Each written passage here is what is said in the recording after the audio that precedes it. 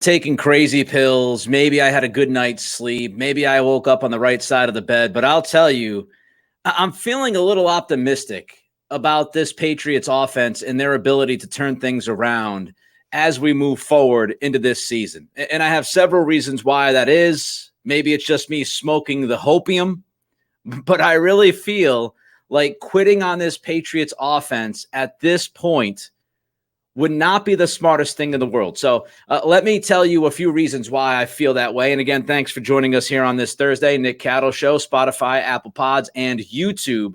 I have two caveats before we get into this conversation about the offense. Two caveats, okay? The first caveat is that this is not an elite offense. I'm not going to sit here and tell you today that this offense has the capability of turning into an elite offense, a top 5, 6, 7 kind of offense in the league. I don't see that happening. So that's first things first. Secondly, I have to acknowledge that the next 2 weeks, not the greatest timing to say I feel optimistic about this offense turning things around. They play the Jets defense this weekend, of course, a tough defense, and then they travel to Dallas, and Dallas has been the best defense in football the first couple of weeks. But let me look at the Patriots. Let's look at this team in our backyard. And I'll tell you why I feel there are several indicators through the first 2 weeks that should make you feel at least pretty good about this offense improving and turning things around this season. First and foremost, why do I think this offense can improve? And why do I think this offense is capable of scoring about 23 points a game? Because I think that's what you're looking at. You're not looking at a team that's going to score 27, 28 points a game. That's not this kind of offense. But I do feel like the Patriots could get this offense to moderate levels, 23 points a game. If you're wondering, 23 points a game last year would put the Patriots at 12th in the league in scoring. And I feel like that's reasonable. I feel like it's reasonable that this offense can turn things around and finish somewhere between, 10 through 15 as far as offense, the top half of the league. I feel like that is reasonable as far as expectations. Now let's get into why. Number one, this offensive line, I think, is going to get healthy. And right now, it's not healthy. Cole Strange was obviously not ready to return on Sunday night, at least in the first half. He wasn't good. He got better in the second half. Mike Owenu, who is this team's best offensive lineman, is still dealing with some stuff, off-season surgery. I think at a certain point, he's going to look like Mike Owenu. Trent Brown was out with a concussion last week. I anticipate him coming back. He was on the practice field yesterday. So just getting this offensive line healthier is a gigantic step. Because when you look at this O-line, and I know it's been bad, and I've crushed it the first 2 weeks because they've deserved to be crushed. But when you look at this offensive line, Trent Brown is a good tackle in the league. Maybe even better than good at left tackle. Cole Strange, you drafted him in the first round. Time for him to step up. He's got the potential. He's got talent. David Andrews is one of the better centers in the league. Mike Owenu is one of the best offensive linemen in football when he is right, when he is healthy. The right tackle spot is absolutely a question. Calvin Anderson, with that serious illness during camp, he's still trying to work himself back.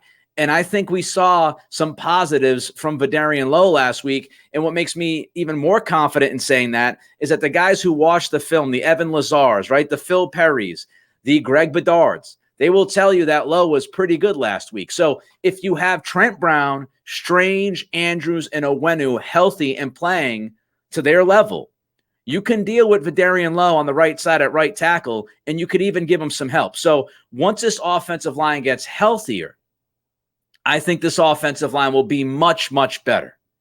Much better. The other part of it is they didn't play a lot in the preseason, hardly at all. They weren't together in camp.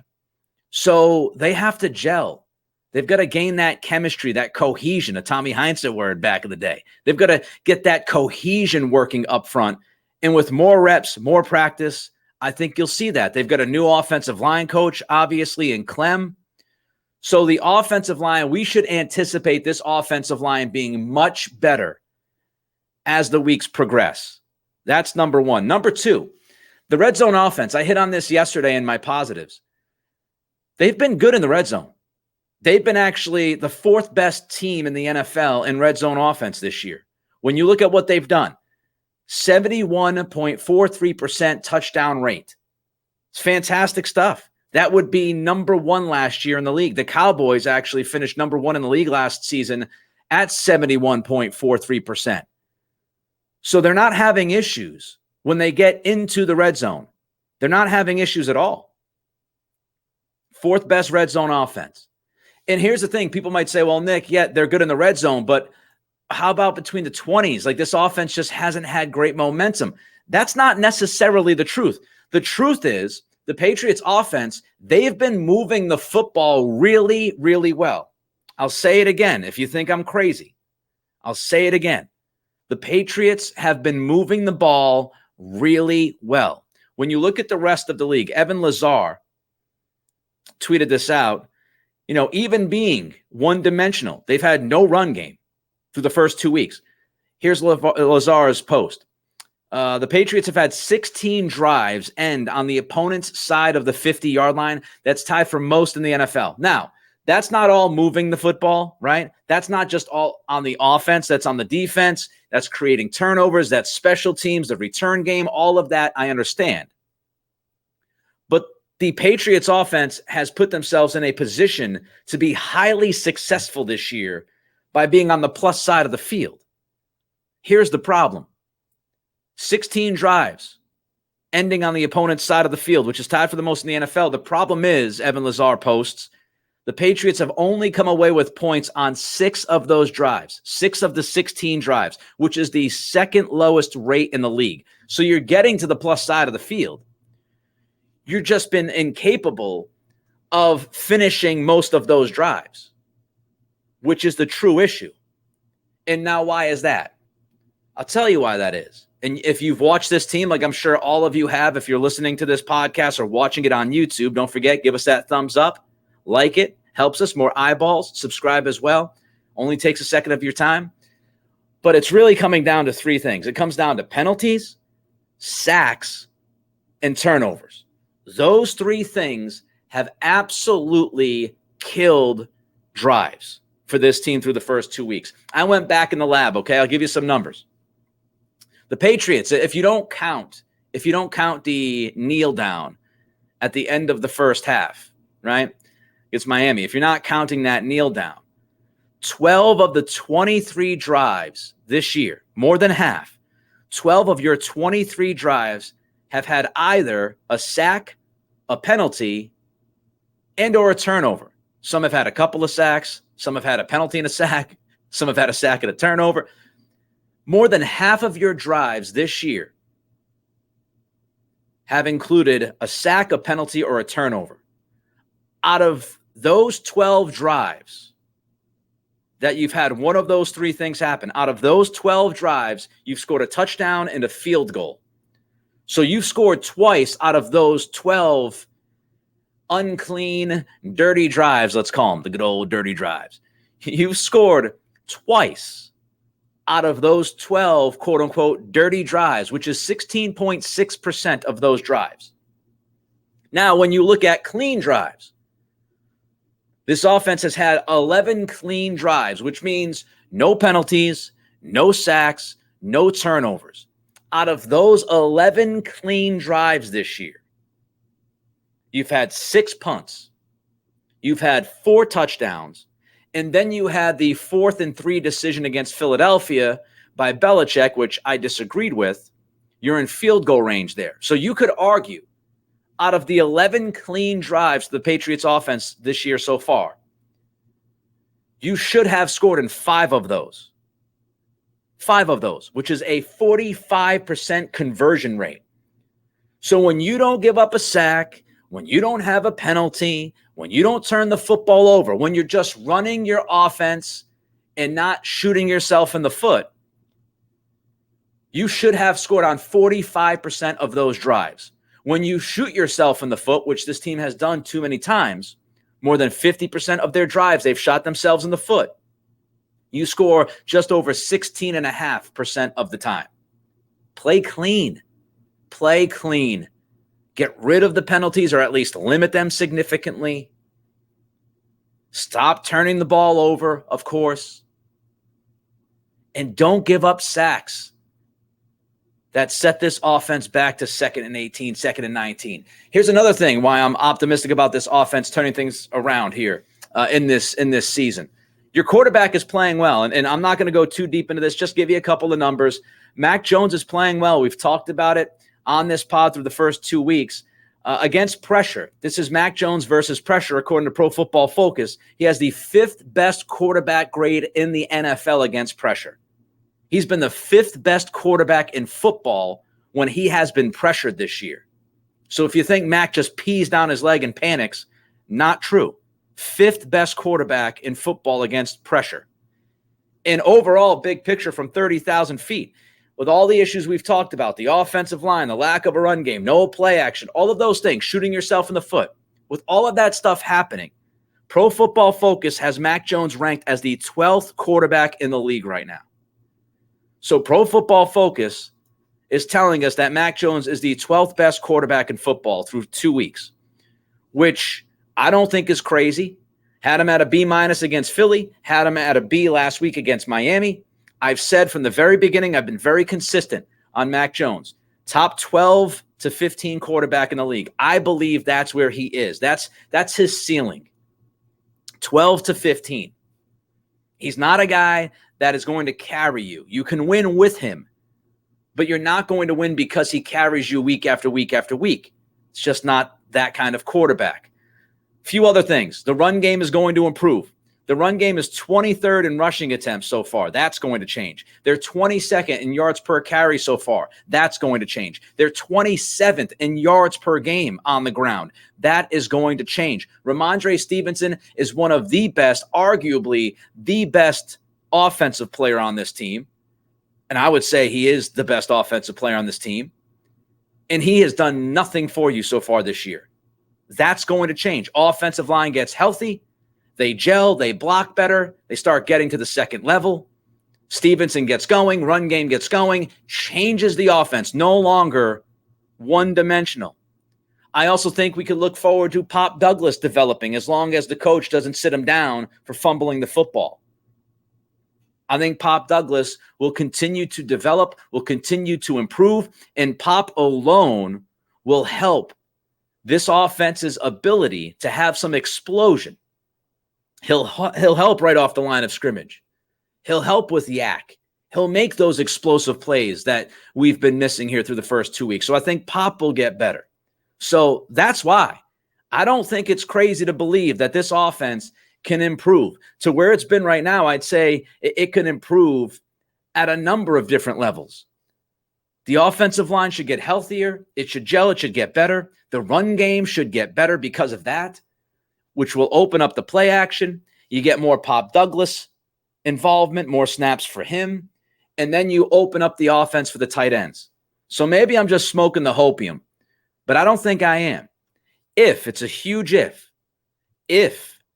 these guys can stay healthy, this offense will be better. Bill O'Brien has been handcuffed by the offensive line and the lack of explosion from Juju Smith-Schuster.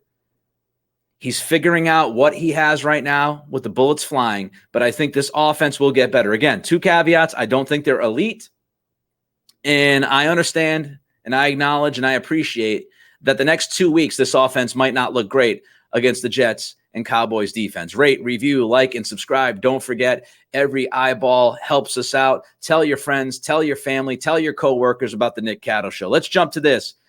Coming up, of course, on Sunday, first 1 o'clock kick of the NFL season for Patriots fans, which I love. How big is this game?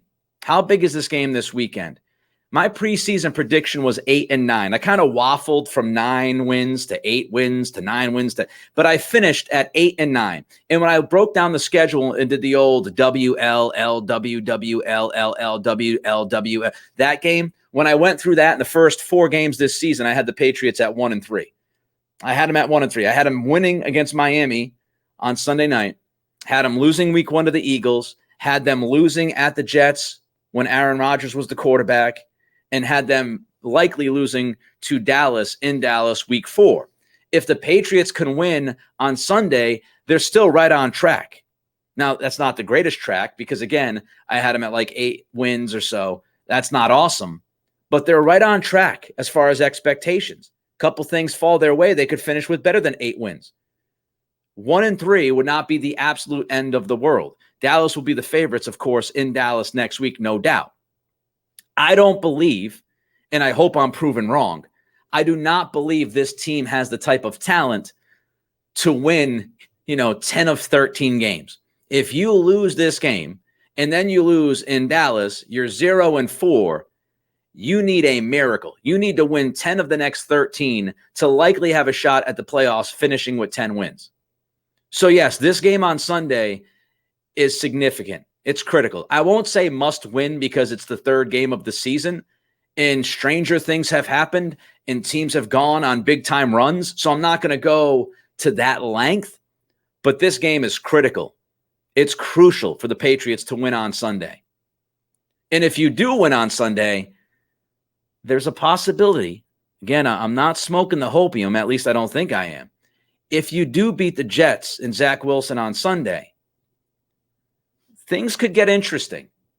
Because if you win the game coming up on Sunday, you could be looking at 3-3 after 6 games. And if you're looking at 3-3 after 6 games, you have a shot. You have a shot at the playoffs.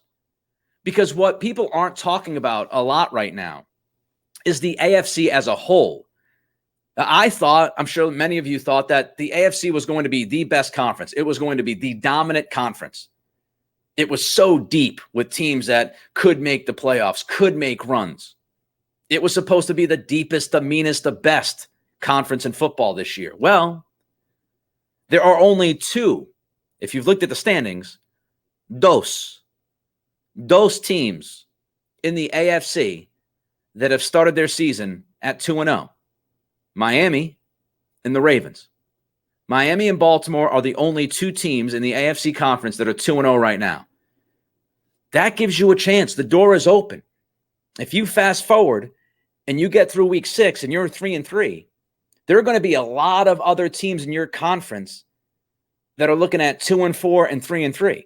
And you're going to be right smack dab in the middle of that mix. So if you win on Sunday, you give yourself a chance to be 3-3 after 6 weeks. You give yourself a chance to be in the conversation.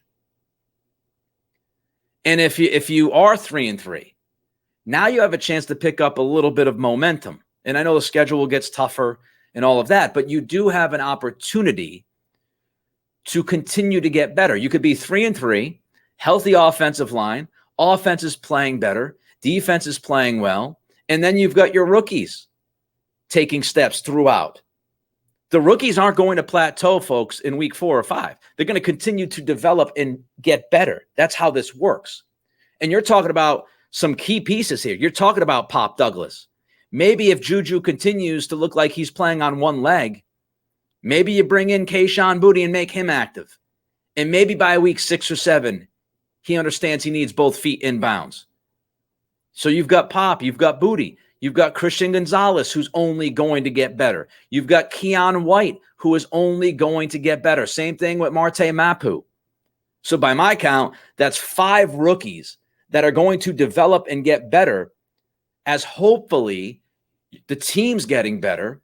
And hopefully you could be looking at a 3-3 team with those rookies developing and improving and really, truly ready to help you for the last 11 games of the season at a higher level than they're helping you right now, especially Christian Gonzalez, who, as I said yesterday, has been really good.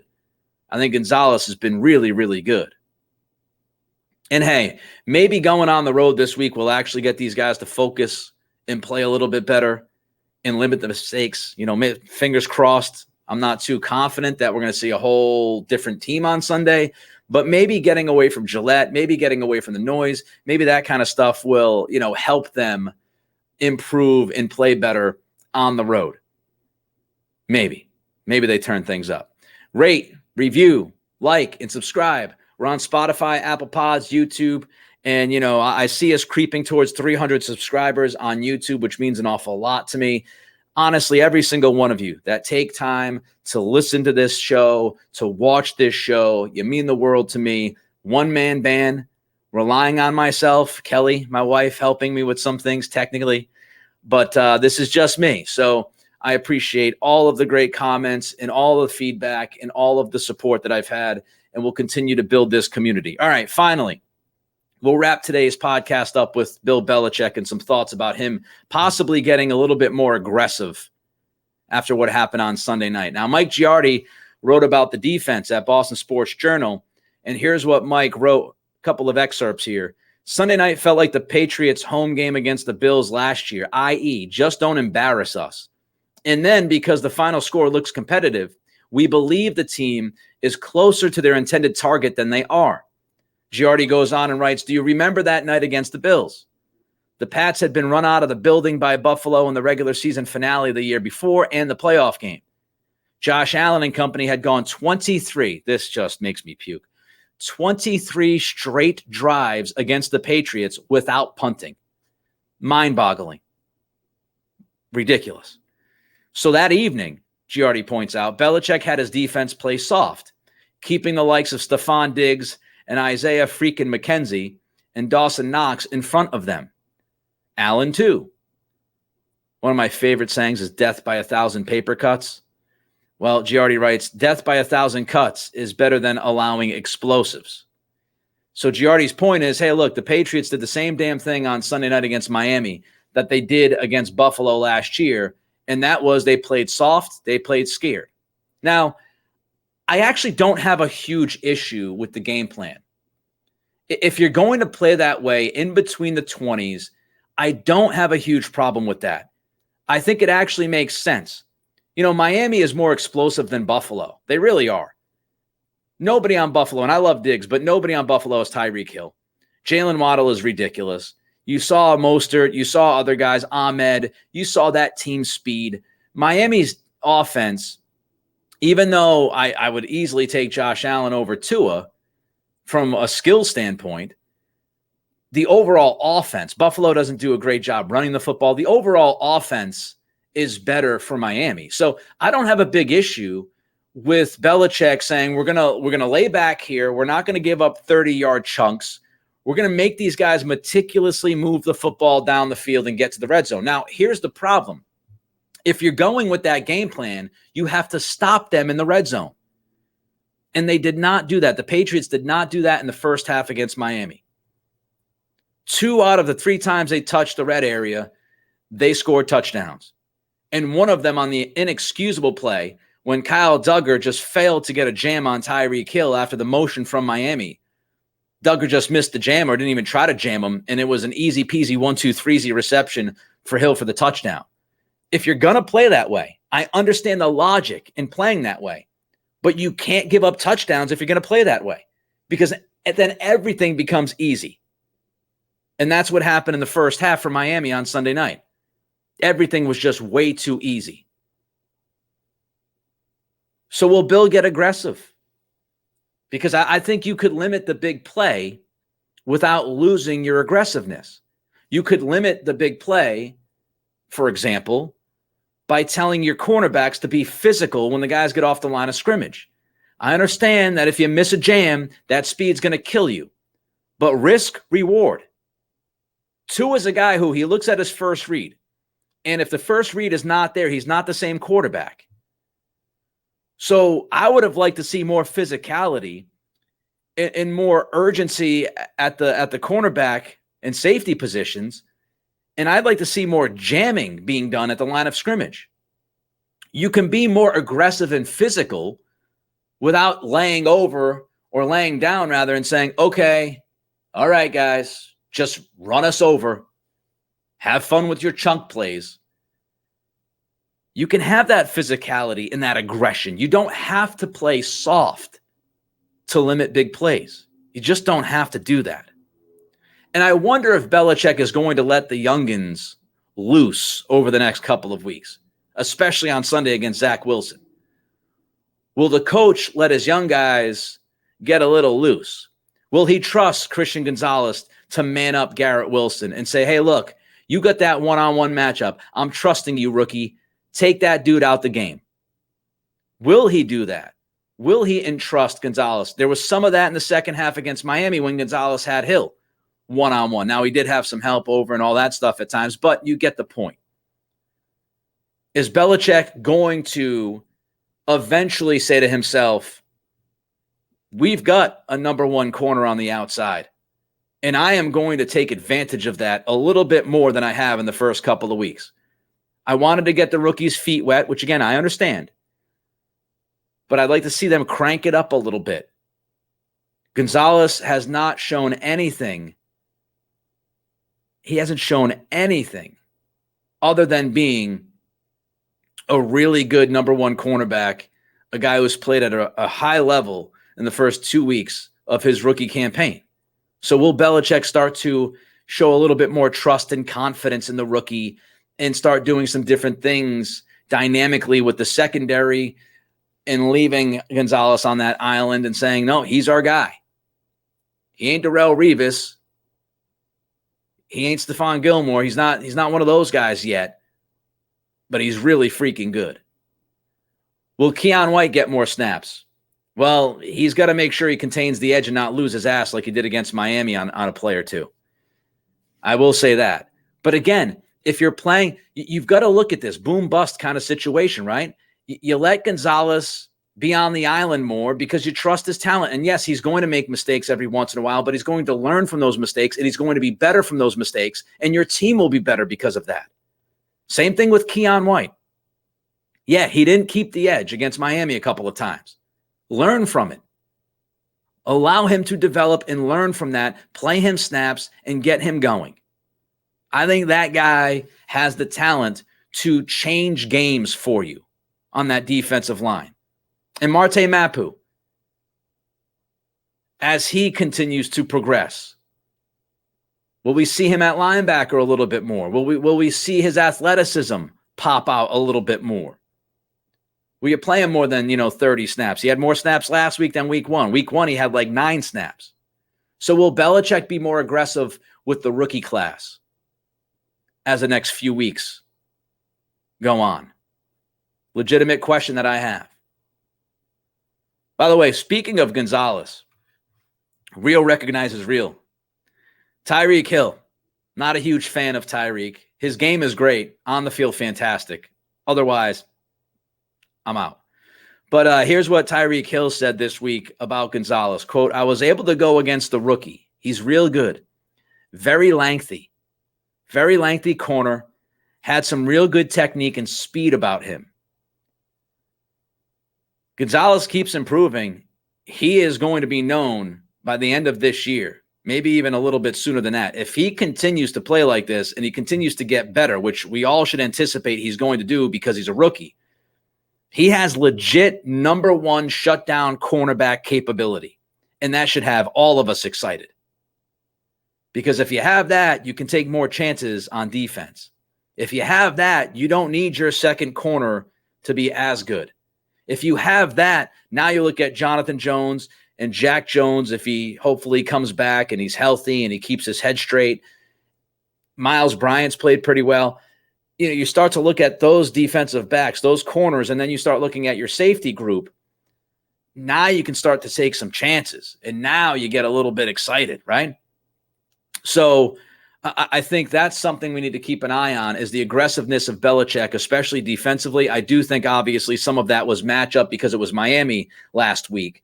I would imagine he'll be a little bit more aggressive against Zach Wilson this weekend. But will he allow his dogs to be dogs? Will he allow those guys to ball out? Will he be willing to take those risks? Because the return is that, hey, they make some plays and they impact the game. Will we see that? Offensively, I also think the offense has been a little bit soft. And they need to change that as well. The offensive line has been dominated. It's been pushed around. And I did the Greg Bedard Patriots podcast earlier this week with Greg, and Greg said, he saw multiple plays where offensive linemen are on the ground, ass over tea kettle.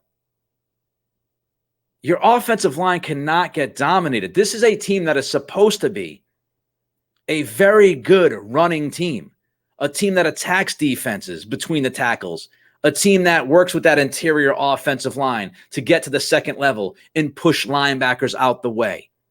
This is a team that is supposed to have an offense that is supposed to have Trent Brown pulling with his athleticism and taking dudes out. Owenu pulling and taking dudes out. That is what this offense, I thought, was supposed to be. You have to set the tone up front. You have to stop getting pushed around. Stop being soft. This offensive line needs a little bit of nastiness to it. And I hope we see that on Sunday because the Jets' defensive line is pretty tough. I also think Ramondre Stevenson, and some of this has to do with the O-line. We've seen some tap dancing from Stevenson behind the line of scrimmage. And again, I put that mostly on the O-line and not Stevenson because I think he's looking up in front of him going, oh no, I got to try to create space here. And part of it is shotgun, running out of the shotgun, not tremendous momentum, right? If you're under center and Stevenson has that couple of yards to kind of get into the run and run with more force. So there are other things, but Stevenson, less tap dancing. You can't have your wide receivers getting bullied. You can't have Devontae Parker getting pushed 5 yards out of bounds on that pick by Howard on Sunday night. You need your receiver to fight through that route. You need your receiver to fight for the football better than he did. Bad throw by Mac, bad decision, not absolving Mac from that pick. It's just you got to help your quarterback out, and you got to be tougher on the outside.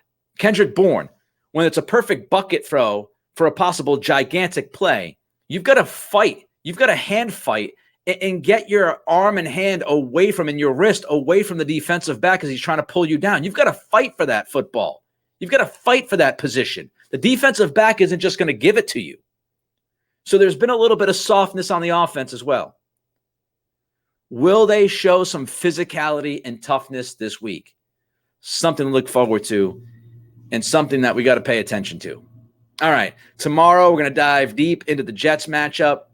I've got all sorts of great notes and thoughts for you guys. Tomorrow should be a very good preview. Hopefully you enjoyed this show today. Don't forget to rate, review, like, and subscribe. Every thumbs up means an awful lot to us. Very little effort from you to just pluck that thumbs up for us, and we appreciate it. It's the Nick Cattle Show. We're done for today. We're back tomorrow when we look at Jets, Patriots coming up on Sunday.